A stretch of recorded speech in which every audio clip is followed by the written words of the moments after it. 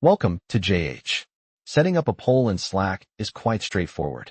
First, visit the website poly.ai. Once you're on the homepage, select the Try It Free option.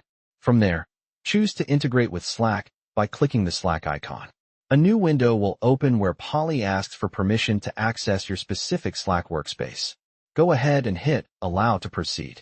To finish adding the app, click Continue, and then return to your Slack interface.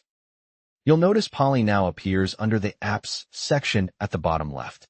Click on it to open the application and then select Create New. Now, type in your question, such as, is your work done for today? Next, pick your question format. For this example, we'll use multiple choice. Type your responses like yes, no, not yet, or partially, pressing Enter after each one. You can enable comments or let others add choices if you like.